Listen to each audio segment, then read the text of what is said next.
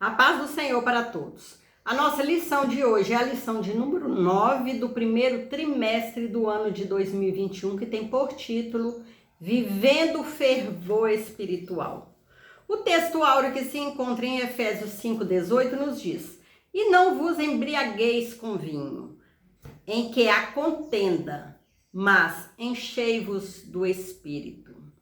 A verdade prática, ser cheio do Espírito, pode se referir tanto ao batismo no Espírito Santo, como também à vida plena no Espírito. Viver em retidão, dando testemunho de cristão, testemunhando que Jesus é o Salvador, dando testemunho no seu modo de falar, no seu modo de agir, no seu modo de andar, cheio do Espírito Santo. É uma vida em retidão, uma vida dedicada ao Senhor, dedicada à obra de Deus. A leitura bíblica em classe, que está em Efésios 5:15 ao 20, nos diz: Portanto, vede prudentemente como andais, não como nécios, mas como sábios, remindo o tempo enquanto os dias são maus. Pelo que não sejais insensatos, mas entendei qual seja a vontade do Senhor. E não vos embriagueis com vinho, em que há contenda, mas enchei-vos do Espírito, falando entre vós com salmos e hinos e cânticos espirituais, cantando e salmodiando ao Senhor no vosso coração, dando sempre graças por tudo a nosso Deus e Pai, em nome de nosso Senhor Jesus Cristo.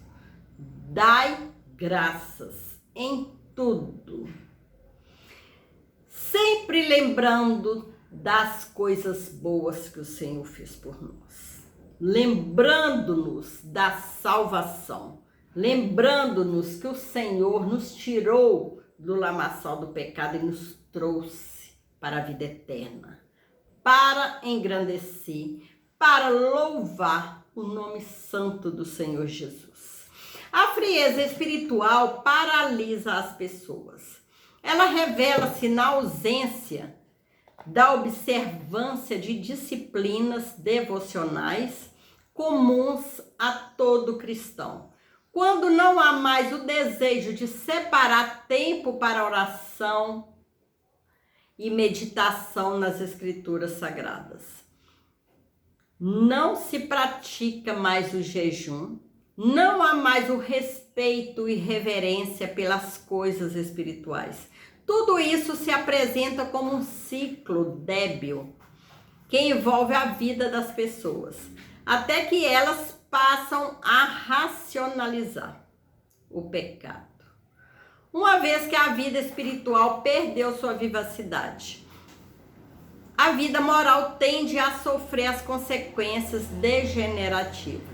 Esse processo se inicia com a degeneração das relações familiares e sociais, como está em Efésios 15, 17, 22 ao 33, capítulo 6, do versículo 1 ao 5. Não há mais vigilância com a vida espiritual. A lógica espiritual é muito simples. Se há fervor espiritual, há desejo pelas coisas de Deus. Se há frieza espiritual, há desejo e supervalorização pelas coisas carnais. Ser cheio do Espírito Santo, buscar as coisas de Deus, estudar, meditar na santa palavra de Deus, viver em constante oração, dando testemunho, estudando a palavra de Deus. Do contrário, Se não há mais dedicação à palavra de Deus, se não há mais dedicação à obra de Deus, a tendência do ser humano é esfriar. E esfriando, o pecado vai chegando. Até que a pessoa se desvia do caminho reto e volta para o mundo. Devemos tirar nosso tempo para ler a palavra, para meditar na palavra, para orar, jejuar, estudar a palavra de Deus, nos fortalecendo espiritualmente. Como fortalecemos? Estudando, fazendo as coisas de Deus, tirando um tempo para as coisas de Deus. O apego à palavra e o hábito de orar são indispensáveis à nossa vida cristã. São práticas ensinadas ao povo de Deus desde o princípio, pois Deus fala no meio delas. A nossa ideia de devoção é de apego, é dedicação, é zelo, como nosso apreço pela oração, como está em Mateus 26, 41.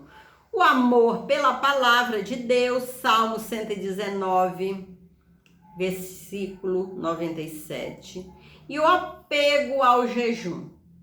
Leitura da Bíblia, oração e jejum são importantes exercícios espirituais na vida da igreja desde o princípio. Tudo isso é válido e espiritualmente salutar para a vida cristã, mas torna-se eficaz quando acompanhado da santificação, da humildade, da prudência e também da sabedoria. A nossa prudência é para que essas práticas não venham se tornar motivo de exibição. Sermos prudentes, sermos sábios, agir com prudência, agir com sabedoria, santificar a cada dia a nossa vida, sermos humildes, obedientes aos nossos superiores, aos nossos pastores, sermos humildes, saber obedecer a obra, saber obedecer a palavra de Deus. Todos nós conhecemos o jargão evangélico. A oração é a chave da vitória. Sem oração, nós não teremos vitória. Devemos estar em constante oração. Tirar um tempo diário para nós conversarmos com o nosso Deus. Termos aquele momento de intimidade com o nosso Senhor. Expor os nossos problemas. Agradecer por tudo que o Senhor tem nos dado. Sermos gratos ao Senhor. A oração é a chave da vitória. Isso é verdade. Não existe vida espiritual abundante sem oração. Segundo a declaração de fé das Assembleias de Deus, a oração é o ato consciente pelo qual a pessoa dirige-se a Deus para se comunicar com Ele e buscar a sua ajuda por meio de palavra e pensamento. A oração é a alma do cristianismo e expressa a nossa total dependência de Deus. O próprio Senhor Jesus Cristo tinha o hábito de orar. O próprio Jesus orou. Deixou-nos um belo exemplo de como orar, quando orar e por que orar. O próprio Jesus tinha o hábito de orar. Devemos também ter esse hábito, esse costume de orar, de buscar a Deus. É Essa prática particular deve ser espontânea e contínua, como está em 1 Tessalonicenses 5,17. A leitura da Bíblia nos torna sábios e prudentes. Quer buscar sabedoria, quer buscar prudência, se encontra nesse livro sagrado. Não podemos deixar que a frieza espiritual tome conta das nossas vidas. Buscando a cada dia a palavra de Deus, lendo, meditando, orando, jejuando. A frieza espiritual vai chegando pouco a pouco.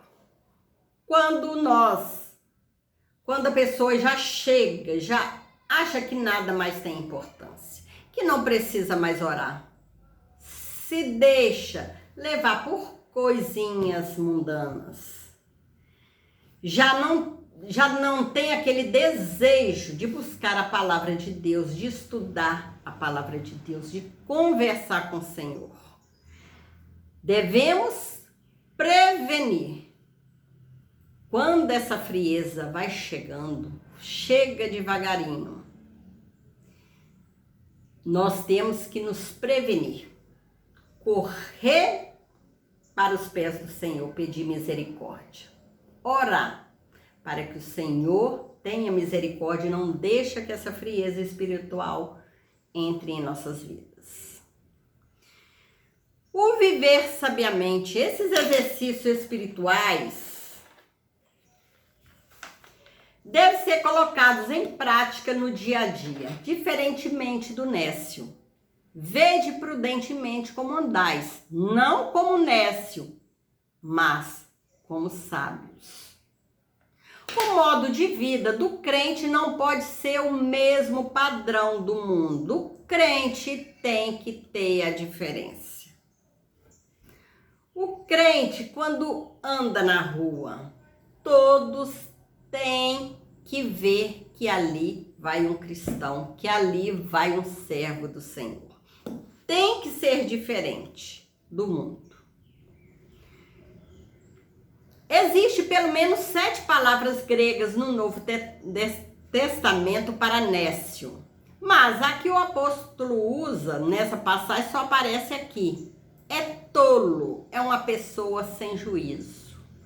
Paulo está contrastando a sabedoria cristã que vem do Espírito com a insensatez dos pagãos. Isso se torna claro no versículo 17, onde o apóstolo usa o termo aplon, nécio, insensato, e acrescenta que esses não entendem a vontade do Senhor. Devemos priorizar a vontade de Deus em nossas decisões, atitudes, e não focar as aparentes vantagens como faz o mundo. Tudo que formos fazer, devemos consultar a Deus. Tomar as decisões sem antes consultar o Senhor, nós podemos tomar decisões erradas. Qualquer decisão, temos que orar, conversar com o Senhor, ver com Ele se é a melhor decisão, que o Senhor conhece tudo. O Senhor conhece. Se tomarmos uma decisão, amanhã essa decisão vai nos trazer problemas. Por isso, não podemos tomar decisão nenhuma sem antes consultar o Senhor.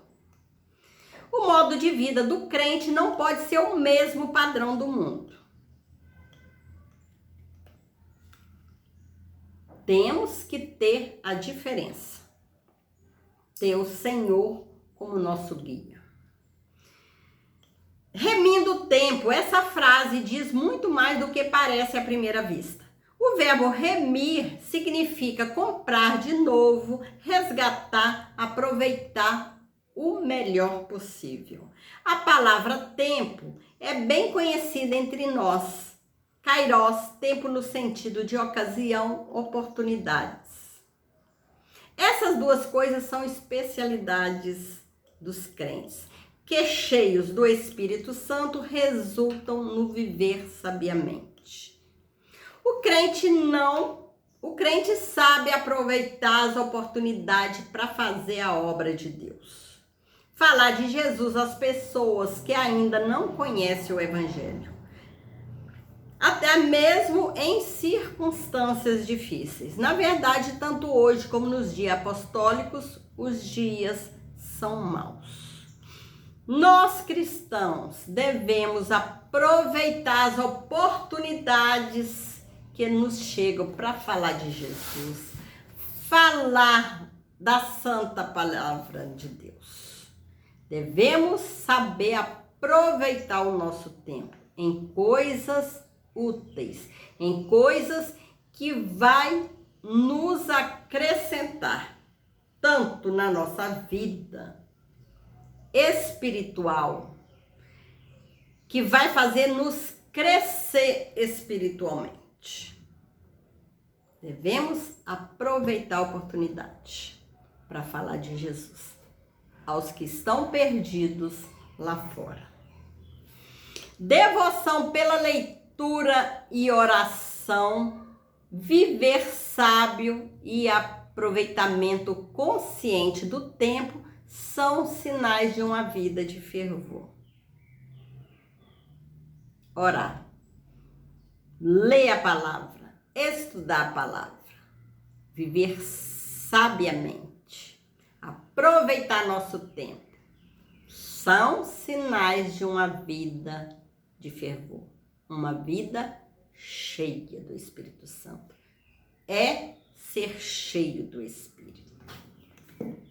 A obra do Espírito Santo na vida do crente é dinâmica. Ele não fica estático a partir da conversão, pois a expressão cheia do Espírito Santo significa reacender a chama do Espírito. Não se deve confundir com a expressão cheio do Espírito Santo do Pentecoste. Ser cheio do Espírito Santo é reacender a chama do Espírito a cada dia em nossas vidas. Essa chama jamais pode ser apagada. E não vos embriagueis com o vinho. Essa frase é como a Septuaginta traduz. Não olhes para o vinho. A passagem em Provérbio explica as consequências destrutivas da bebedeira e a compara como a picada de uma cobra. A palavra usada para contenda significa também devassidão, dissolução. Esses termos são incompatíveis com a ética cristã, mas é muito comum entre os pagãos que procuram buscar a felicidade nos prazeres mundanos que resultam sempre em desgraças. Bebedice resulta em tragédia. Uma pessoa embriagada já é uma pessoa sem juízo. Já não pensa por si só, já faz as coisas sem pensar. E isso resulta destruição da sua vida. E também da vida dos outros. Enchei-vos do Espírito Santo. Embriaguei com o Espírito e não com vinho. No vinho, a contenda. Enchei-vos do Espírito. Essa expressão indica renovação, novo enchimento do Espírito. A ação do Espírito na vida cristã não é estática. Nele somos renovados no nosso dia a dia. Essa experiência acontece reiteradamente em nossos dias e isso vem desde o Pentecoste. Os discípulos já tinham o Espírito antes do Pentecostes e já eram salvos. Todos os crentes em Jesus, pentecostais ou não pentecostais, batizados no Espírito Santo ou não batizados, têm o Espírito Santo, como está em 1 Coríntios 3,16, Gálatas 3, 2 ao 5. O apóstolo se refere à plenitude do Espírito, enchei-vos do Espírito, que é característica típica dos pentecostais. Não de confundir com o batismo no Espírito Santo. Isso já foi estudado na lição 3. Em outras passagens, cheio do Espírito Santo, diz respeito ao batismo do Espírito. Se diz respeito ao batismo, o Espírito. Atos 2, 4, 9, 17. Mas não é o caso de Efésios 5, 18. O batismo no Espírito Santo é uma experiência distinta da conversão. O significado de palavras e expressões bíblicas na Bíblia deve ser entendido e interpretado à luz do seu contexto. Observe a frase: então Pedro, cheio do Espírito Santo, lhes disse. Atos 4:8. Ora, Pedro foi batizado no dia de Pentecoste. Logo, a expressão mostra a dinâmica do Espírito na vida do apóstolo. Da mesma forma, o trecho Saulo, que também se chama Paulo, cheio do Espírito Santo, fala de alguém já batizado no Espírito Santo. Atos 9, 17 e 18. E é evidente que cheio do Espírito Santo se refere à plenitude do Espírito. Concluindo, ser cheio do Espírito Santo, a pessoa pode ser cheia do Espírito Santo sem ser batizado no Espírito Santo. Viver cheio do Espírito Santo é o oposto de viver em contendas, confusão e devassidão. Ser cheio do Espírito não combina com a embriaguez do vinho. Você deve se lembrar de que um dos requisitos para compor o grupo dos 7 diáconos era ser cheio do Espírito. Atos 6:3. Como identificar alguém cheio do Espírito? O apóstolo apresenta pelo menos 3 características: o testemunho transbordante, a vida de gratidão e de submissão. São características de uma pessoa cheia do Espírito Santo. Testemunho transbordante é um sinal evidente. Os cânticos são expressões de alegria e de louvor a Deus, além da função de instruir a igreja. Os cristãos expressam por meio dos hinos, dos seus anseios, suas esperanças, aquilo que acreditam estar inspirado na vida dos personagens bíblicos e nas promessas divinas. Os salmos são o saltério de Israel, o livro dos salmos aos quais o Espírito dava uma vida nova. Muitos deles são adaptados à música e ainda hoje no judaísmo e no cristianismo. Os hinos são uma referência às primeiras composições cristãs e lamentamos o fato de não terem sobrevivido. Mas algumas de suas estrofes estão no Novo Testamento. Filipenses 2, versículo 5 a 11. É um bom exemplo. Os cânticos espirituais, palavras são premeditadas. Os cânticos espirituais, palavras não premeditadas, cantadas no Espírito durante a adoração, são um poderoso meio de edificação que contribui para a glória de Deus, como está em Colossenses 3:16. Dar graça em tudo. Essa é a vontade de Deus e deve ser a marca de todo cristão. Dai graça a tudo que Deus nos deu. Dai graça por tudo. Dai graça. O crente tem que dar graça a Deus. Tem que saber agradecer a Deus por tudo. Pela vida, pelas lutas, pelas dificuldades, pelas vitórias. Que Deus, certamente, em tudo Ele tem seu propósito. Nas lutas que passamos, Deus tem um propósito.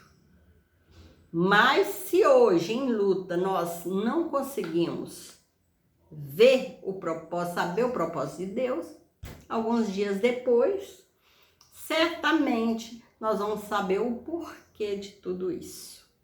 o porquê das lutas que estamos passando. Ser cheio do Espírito nos leva a uma vida alegre, dando sempre graças por tudo a nosso Deus e Pai, em nome de nosso Senhor Jesus Cristo. Quando estamos cheios do Espírito Santo, o crente, mesmo na luta, é uma pessoa feliz. Estamos lutando, mas por dentro nós temos aquela paz, aquela alegria, aquela confiança em nosso Deus. O Espírito Santo nos capacita a levar uma vida de gratidão a Deus Pai, centrada em Cristo.